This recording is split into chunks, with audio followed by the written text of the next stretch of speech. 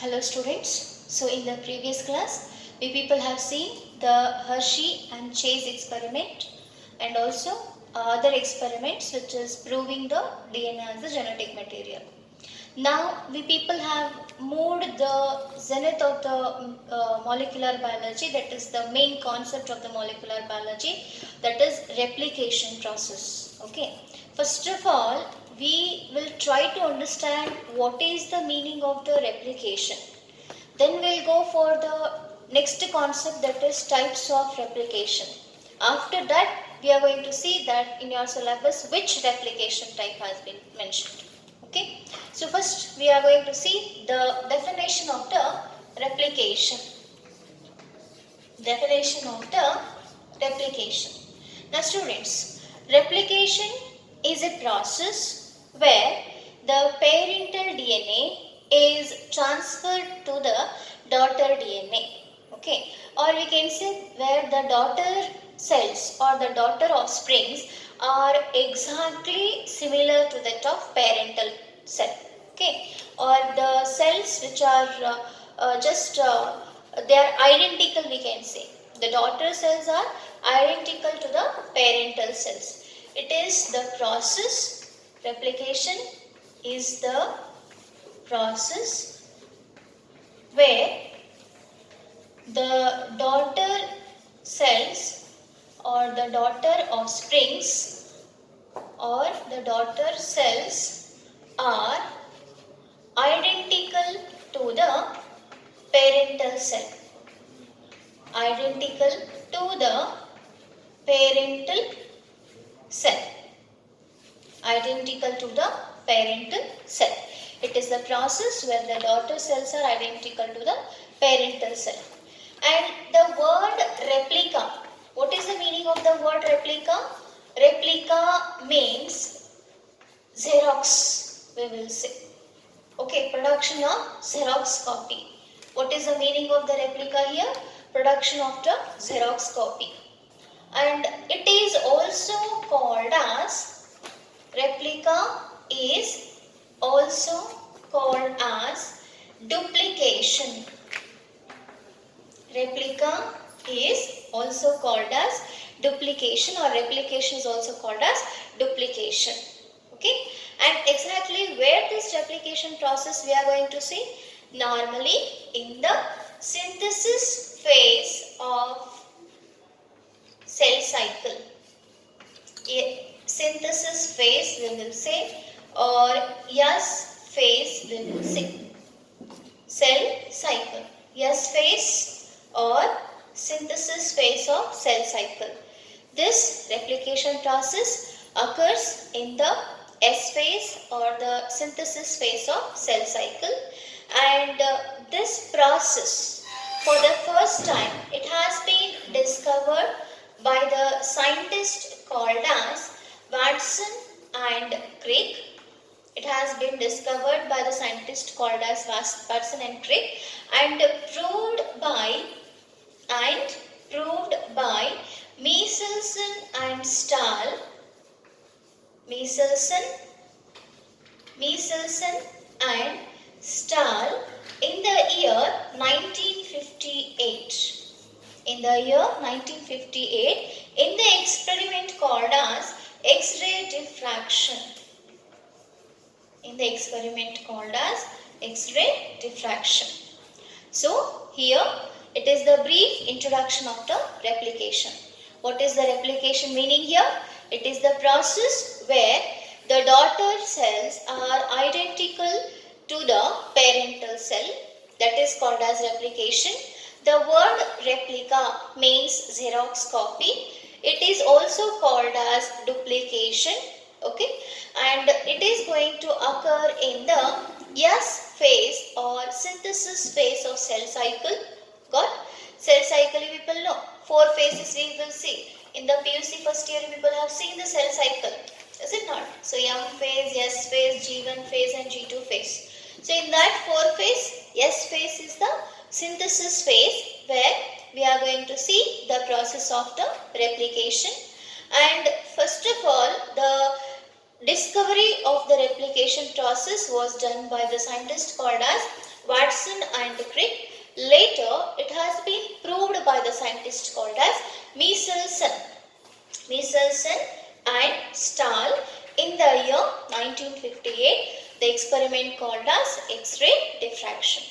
That is the introduction of the replication. Now, we are going to see the types of replication. What we are going to see? Types of replication. So students, here we are seeing the three types of replication. How many types of replication we will see? Three types of replication. That is the conservative replication, semi-conservative replication and the dispersal replication. In the types of replication we are going to see. First one is conservative method of replication. Conservative method of replication. Then semi-conservative method of replication. Semi-conservative method of replication. Then third one is dispersive method of replication. What is the third one here? Dispersive method of replication. So here the three types of replications are there. That is conservative replication, semi-conservative replication and the dispersive replication. Now we have to understand which is there for your syllabus. That is the second concept is there. Semi-conservative replication is there for your syllabus. But the knowledge of the conservative as well as dispersive you should have. Okay. Now what is the meaning of the conservative replication? Conservative replication says that both the DNA strands of the parents is shifted to the daughter cells. See, DNA is a double strand helix. This is the parental DNA. This parental DNA is transferring as it is to the daughter DNA. Okay, transferring as it is. Both the DNA strands are transferred as it is to the daughter DNA. That means complete hereditary characters or other characters are saved in the daughter cells, or we can say conserved in the daughter cells. This example, best example we can see in the bacteria. Okay, it is the best example where we can see in the bacteria. Bacteria is having the bacterial DNA. This bacterial DNA is stretching, and in the daughter cells also the same DNA has been produced. Okay, in the daughter cells also the same DNA has been produced. So here we are not going to see any genetic changes. The conservative method of replication, in this we are not going to see any genetic changes. Understood? Same as it is, the DNA is transferred from the parents to the daughters. So here this is the first method, that is conservative method of replication. Then we'll go for the semi-conservative. It is in detail we will see. Last one is dispersal method of replication.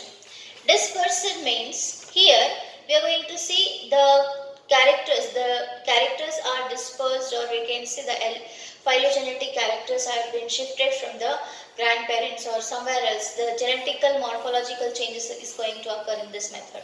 Okay, complete genetical changes we are going to see, or morphological changes we are going to see in this method of replication, that is dispersal method of replication. Understood? Now in detail we'll go for the semi-conservative method of replication. So note down this one, complete you note down. We'll go for the semi-conservative method of replication. Well students, now we are moving on to see the process of semi-conservative method of replication. So here in your syllabus we are going to see the next step, that is semi-conservative method of replication. Semi-conservative method of replication. Now what is the meaning of semi-conservative? Semi-conservative means the one strand of parental DNA, one strand of parental DNA is, one strand of parental DNA is retained in the daughter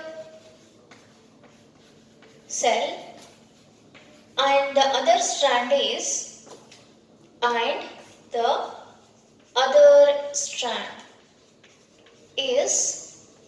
newly synthesized, and the other strand is newly synthesized. Other strand is newly synthesized. Semi-conservative means half of the parental DNA or one strand of the parental DNA is retained in the daughter cell and the other strand is newly synthesized. See here, I'll tell you here what is this meaning. As you people know that DNA is a double-stranded helix. Okay, DNA is a double-stranded helix. So, this one strand, as it is shifted to the daughter DNA. One strand of the parental DNA. One strand of the parental DNA is shifted to the daughter DNA. It is one strand of parental DNA. Other strand of the DNA has to be synthesized itself. Has to be synthesized by itself. That is called as what? Semi-conservative. Semi means half. Conservation means retaining. Okay. That means half of the parental DNA is shifted to the daughter DNA. Or we can say one strand of the DNA is retained in the daughter DNA and the other strand has to be synthesized newly. Now for this process, the enzymes are required. Okay, for this process, what is required here? The enzymes are required. So how many enzymes are there? That is nearly there is a presence of 6 enzymes. How many enzymes we are going to see? 6 enzymes we are going to see.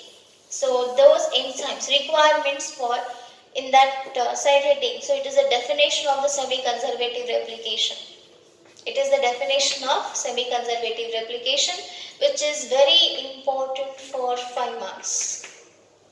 Important for 5 marks. Now side heading is requirements of semi-conservative replication. Requirements of semi-conservative replication. So in the requirements, we are going to see the enzymes.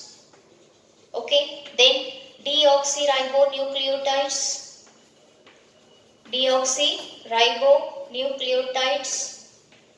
Then we are going to see magnesium ion is required. Then ATP is required. So all these products are required for the process of semi-conservative replication. Okay, that is requirements are enzymes, deoxyribonucleotides, magnesium ions and the ATP. Now, next is we are moving on to see the enzymes. How many enzymes are there? That we are going to see here. Okay, how many enzymes are there? That we are going to see here. That is, first one is helicase enzyme. Okay, so since it is very important for 5 marks, you have to by heart the definitions and the functions of these enzymes. Okay, so what the helicase enzymes will do? This will unwind the helix of the DNA.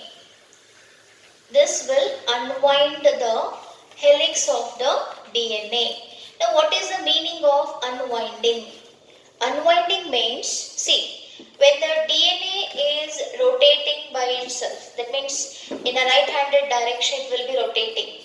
When this DNA is rotating in a right-handed direction, it will stop that rotation. Okay, it will stop that rotation. That is called as unwinding. Okay, it will just reverse the rotation. That is called as unwinding. Okay, helicase enzyme will unwind the helix of the DNA. What the helicase enzyme will do? It will unwind the helix of the DNA. Then, second one, Topo Isomerase. Second one is Topo Isomerase or It is also called as DNA gyrase. What it is also called? It is also called as DNA gyrase. First one is the helicase enzyme. It will unwind the helix of the DNA. Second one is the Topo Isomerase, which is also called as DNA gyrase. Okay, and this is doing the breaking and resealing of DNA strand.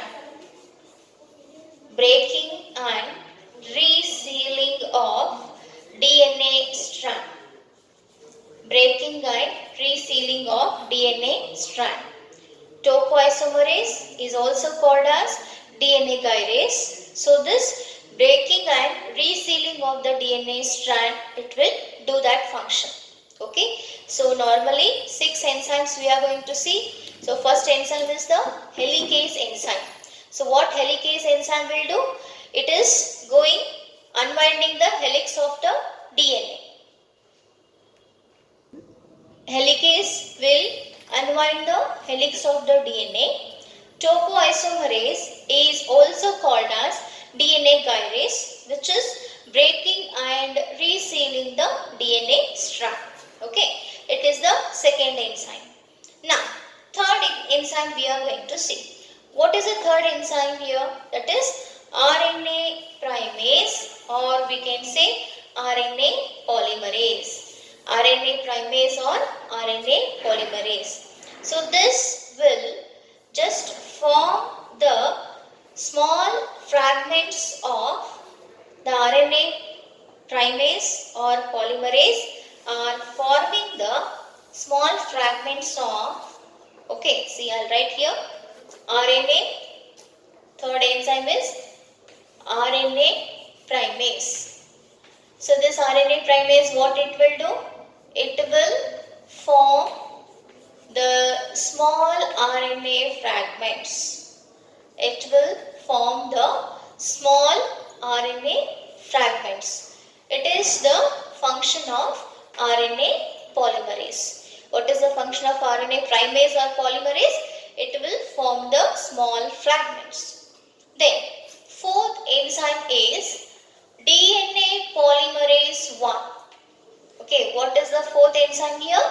DNA polymerase 1. The students, this DNA polymerase 1 is acting as a repair enzyme. Okay, DNA polymerase 1 is acting as a repair enzyme. Is acting as a repair enzyme. DNA polymerase 1 is acting as a repair enzyme. Then, fifth one, DNA polymerase 3. Okay, DNA polymerase 3 enzyme. What it will do? It will catalyze the reaction. It will catalyze the reaction. It will catalyze the reaction in 5' to 3' direction. In 5' to 3' direction, from 3' to 5' direction. It will catalyze the reaction from 5' to 3' to 3' to 5', from 3' to 5' to 5' to 3'. It should be reverse. Okay, it should be reverse. That is from catalyze the reaction from 3' to 5' to 5' to 3' direction. Okay, 5' to 3' direction. That is the function of the DNA polymerase 3 enzyme. That is the function of the DNA polymerase 3 enzyme. Function of the DNA polymerase 1 is acting as a repair enzyme. What is the function of the RNA primase enzyme? That is, it is going to form the small fragments of RNA. What it is going to form? It is going to form the small fragments of RNA in 3' to 5' direction. Now, last enzyme is ligase. That is DNA ligase. What is the last enzyme here? DNA ligase. So this DNA ligase will join the DNA fragments. Okay, fragments means what? small pieces of DNA. What is the meaning of fragments here? Small pieces of DNA. Okay, small pieces of DNA. So what the DNA ligase will do? It will join the DNA fragments, or it will join the small pieces of the DNA. These are the enzymes which is required for semi-conservative replication. Students, before going to the structure in detail, before going to the process in detail, you have to by heart the functions of these enzymes. Once again I'll repeat. See, semi-conservative method of replication definition says that one strand of the parental DNA is shifted to the daughter cell, or we can say retained in the daughter cell, which is called as what? The semi-conservative. Half strand of DNA is shifted to the daughter cell, and the other DNA has to synthesize it by itself. Okay. And as I have already told you, this is going to occur in the S phase of the interphase. Then, requirements for the semi-conservative replication. What are the requirements we are going to see? We are going to see the enzymes. We are going to see the presence of deoxyribonucleotides. Then magnesium ion is required. Then ATP is required. Then enzymes. So enzymes, I have told you already that there is a presence of 6 enzymes. It is helicase, Topo Isomerase, then RNA Primase, DNA Polymerase 1, DNA Polymerase 3, and the DNA Ligase. So helicase enzyme, what it will do? It will unwind the helix of the DNA. Unwinding means what? The right-handed direction of the DNA is rotated in a reverse direction. Unwinding, that is called as what? Unwinding of the DNA, that is done by the helicase enzyme. Then next one is Topo Isomerase, we will see. So Topo Isomerase is also called as DNA gyrase. Topo Isomerase is also called as what? DNA gyrase, which is helping for breaking and resealing of the DNA strand. What it is doing? It is helping for breaking and resealing of the DNA strand. Then the third enzyme, that is RNA Primase. So this enzyme RNA Primase is also called as RNA Polymerase. What it is also called? It is also called as what? RNA Polymerase. What it will do? It will help for the synthesis of small fragments of RNA. What the RNA polymerase will do, RNA primase will do, it will help for the synthesis of small fragments of RNA. That is the RNA primase or RNA polymerase enzyme function. Then next one is DNA polymerase 1. So this DNA polymerase 1 is acting as a repair enzyme. What the DNA polymerase 1 is doing? It is acting as a repair enzyme. That means wherever the gap is there, that is filled by the DNA polymerase 1. Next, DNA polymerase 3. What the DNA polymerase 3 will do? It will catalyze the reaction from 3' to 5' to 5' to 3'. Okay. Once again I'll repeat. It will change the direction. Instead of catalyzing word, we'll say changing the direction from 3' to 5' to 5' to 3' direction. Then last enzyme is DNA ligase. So what the DNA ligase will do? It will join the two DNA fragments. Once again I'll repeat what it will do. Joining process. So it is called as what? Stitchers. How they will going to stitch the cloths here. Like that the needle and thread is required. Okay, like that the DNA ligase, what it will do? It will join the two DNA fragments. That is the function of the DNA ligase. Okay. Now we'll start the process of semi-conservative replication. Well, now we are going to see the process of semi-conservative method of replication. Now what is this process? I have told you already. So this process starts from the activation of the deoxyribonucleotides. So the ribonucleotides should activate first, like DAMP, okay, then DCMP, then DGMP, okay, then DTMP. So all these ribonucleotides should activate first. Then only we can see the process of semi-conservative replication. So for the activation of these ribonucleotides, the enzyme phosphorylase is very important. The enzyme phosphorylase is used for activation of deoxyribonucleotides. The enzyme phosphorylase is used for the activation of the deoxyribonucleotides. First step, activation of deoxyribonucleotides. The enzyme called as phosphorylase is used for activation of deoxyribonucleotides. Then, second step is unwinding of DNA helix. Second step is what? Unwinding of DNA helix.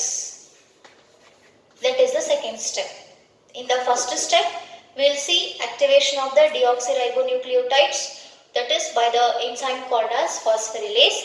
Second step, unwinding of DNA helix. I have already told you helicase is an enzyme which is helping for the unwinding of the DNA helix. See, helicase, after unwinding, the loop or the bubble formation is going to occur.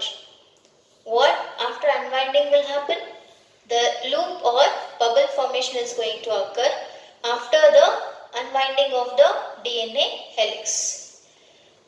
So here the winding of the DNA is stopped here. The winding of the DNA is stopped. So this is called as what? Loop or bubble. Okay. What do we call? Loop or bubble formation is going to occur. So after this, the Topo Isomerase enzyme will come. See, it is a Y-shaped replication fork. Okay, if you close this one, see at one side, it is the Y-shaped replication fork is forming here. Okay, so second enzyme is Topo Isomerase will come. So this Topo Isomerase will break the DNA strand at one point. See students, this is the Y-shaped replication fork. So during this, at this Y-shaped replication fork, I will mark here with the white chalk. Okay, so this is the Y-shaped replication fork. Okay, so this Y-shaped replication fork is breaked at one point, and that is called as ORI site. What do we call for that? ORI site, that is origin of replication site. Okay, what do we call for that? Origin of replication site. Okay, and this is, since Y-shaped, we will say it has that point, particular Y-shaped structure is called as what? Replication fork. That particular point or the structure is called as what? Replication fork. Hope so you have understood till here. Helicase will unwind the helix of the DNA. Topo Isomerase will break the DNA strand at one point, that is the replication point we will say. Okay, replication fork or replication point we will say. Okay, and the point where the replication starts, that is called as ORI site or the origin of the replication site. You can see here, this point, from this point the replication process is starting. This is called as what? Origin of replication site. Understood? Two steps. First step is the activation of deoxyribonucleotides. Second step is the unwinding of the DNA helix. In the activation, which enzyme is utilized? Phosphorylase enzyme is utilized. In the unwinding, which enzymes are used here? Helicase, which is stopping the helix of the DNA or winding of the helix of the DNA, then loop or bubble is formed. Then afterwards, Topo Isomerase is there, that will come and it will break the DNA strand in the Y-shaped form. This is the Y-shaped replication form. Okay. Now, the third step. What we will see in the third step is the formation of two strands. The formation of two strands we are going to see in the third step. Formation of two strands. One is called as leading strand and the other one is called as lagging strand. Always you have to remember that the DNA is synthesized in the 5' to 3' direction. Always you have to remember that the DNA is synthesized in the 5' to 3' direction. So here two strands are produced. One is called as leading strand and the other one is called as lagging strand. Okay. Now, the third step here, formation of two strands. That is the third step, that is leading strand. Second one is lagging strand. Leading strand, second one is lagging strand. Leading strand is also called as continuous strand. Leading strand is also called as continuous strand. Why? Because it is going to occur in 5' to 3' direction. Leading strand is also called as continuous strand. Why? Because it is going to occur in 5' to 3' direction. Lagging strand is also called as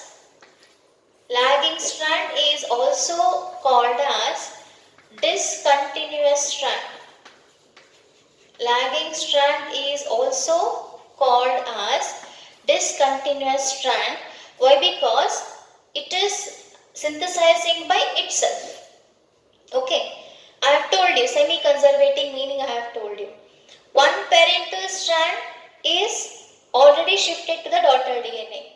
Another DNA strand has to be synthesized by itself. That is why this is called as leading strand, that is called as lagging strand. For this, we will call semi-conservative replication. Good. So, in the third step, formation of two strands, that is leading strand or lagging strand. Leading strand means continuous strand, always leading we will say. Lagging strand means discontinuous strand. Now students, before going to this in detail, what are these single stranded binding proteins? SSBP means what? SSBP means when the DNA is breaking, all the hydrogen bonds and the nitrogen bases will combine with these proteins. Nitrogen bonds and the hydrogen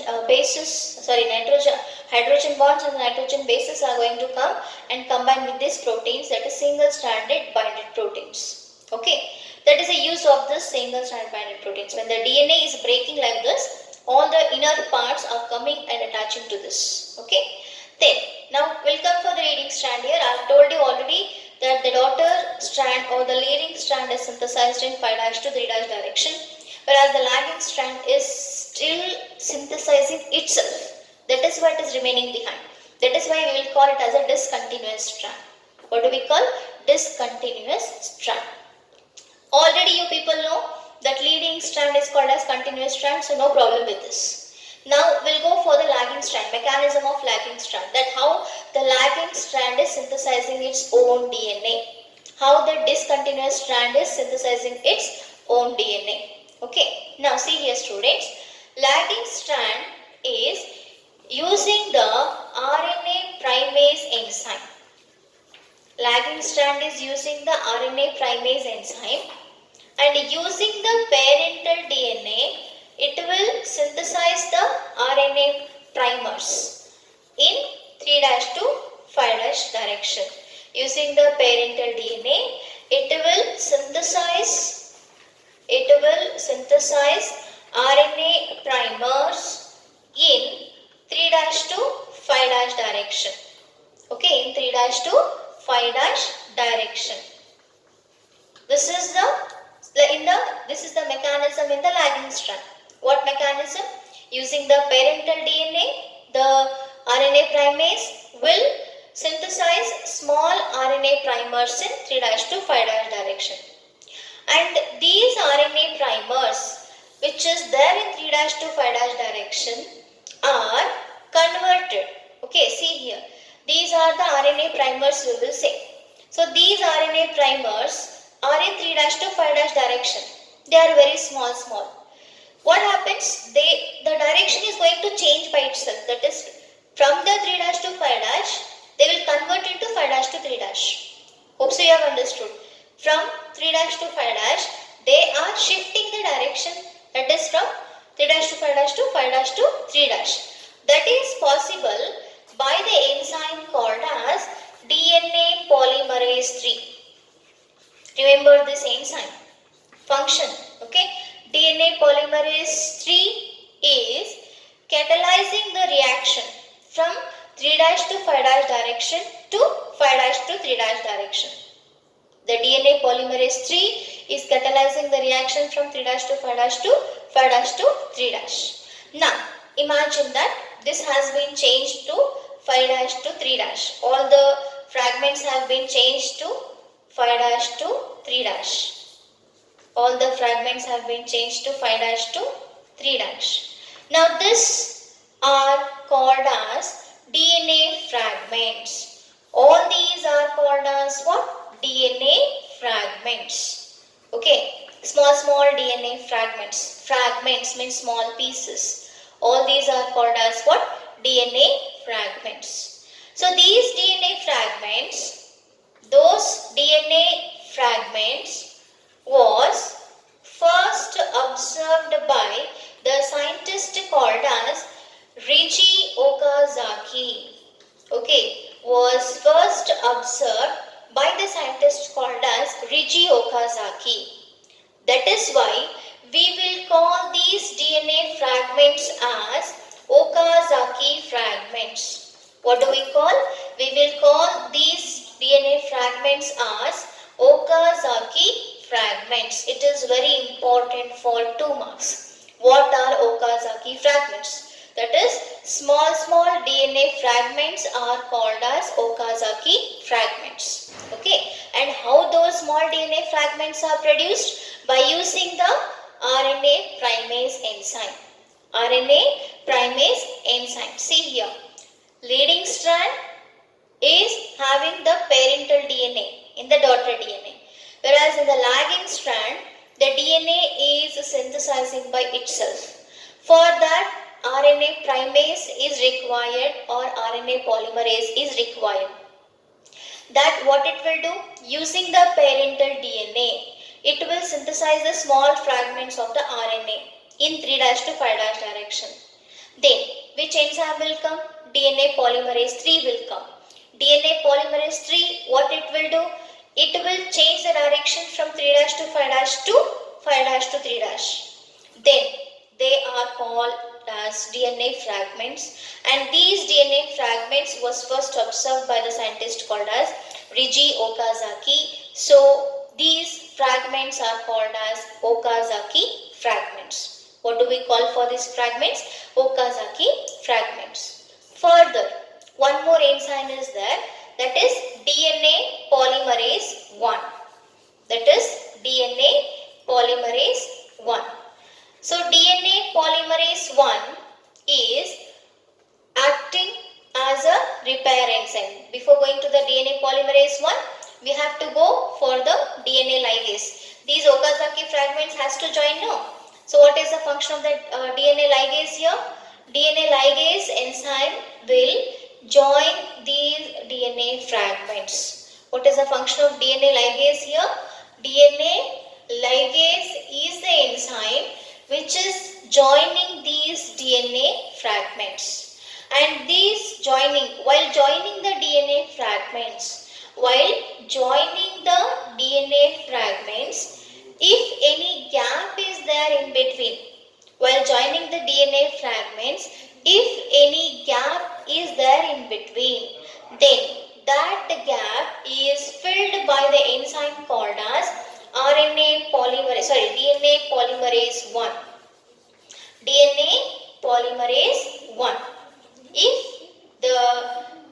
while joining the DNA fragments, okay, if any gap is there, then that gap is filled by the enzyme called as DNA polymerase 1. That is why DNA polymerase 1 is called as repair enzyme. What do we call for the DNA polymerase 1? It is called as repair enzyme. And last, so this is the third step, that is formation of two strands. Okay, so first step is the leading strand, second step is the lagging strand. Leading strand is also called as continuous strand. Why? Because the half of the parental DNA is shifted to the daughter DNA. Lagging strand is also called as discontinuous strand. Why? Because here the DNA has to synthesize by itself. Okay. Always the daughter DNA synthesis occurs in 5' to 3' direction, and the replication process starts in the 5' to 3' direction only. When the when the helicase enzyme, it will start from the helicase enzyme. Helicase will unwind the helix of the DNA and it is forming the loop or the bubble, we will say. Okay, it is forming the loop or the bubble. Then Topo Isomerase or DNA guidance will come. It will break the DNA at the Y-shaped replication fork like this. Okay, it is a Y-shaped replication fork. And that is the point where the replication starts. That is called as origin of replication. When the DNA is breaking, all the nitrogen bases and the hydrogen bonds are coming and joining with the SSBP, that is single-stranded binded proteins. After that, no problem with the leading strand. Why? Because the DNA is continuously shifted to the daughter strand. Whereas the lagging strand is synthesizing its own mechanism.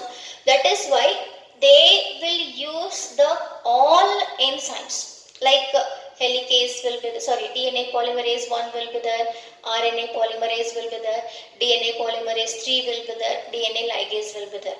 So what it will do? First, Rna Primase will come. Rna Primase is coming. It is utilizing the parental DNA, synthesizes the small RNA fragments in 3' to 5' direction. Whereas so here RNA Primase or RNA polymerase is utilizing the parental DNA and synthesizing the small RNA fragments in 3' to 5' direction. Later, that is the DNA polymerase 3 will do. The DNA polymerase 3 will change the direction from 3' to 5' to 5' to 3'. Okay. After changing the direction, they are going to become the DNA fragments, small DNA fragments. And those small DNA fragments was first observed by the scientist called as Riji Okazaki, and they are called as Okazaki fragments. What they are called? They are called as Okazaki fragments. Then, next is these Okazaki DNA fragments has to be joined. So that joining process is done by the enzyme called as DNA Ligase. DNA Ligase will join the small DNA fragments. Later, if any gap is there, that gap is filled by the enzyme called as DNA polymerase 1. What do we call?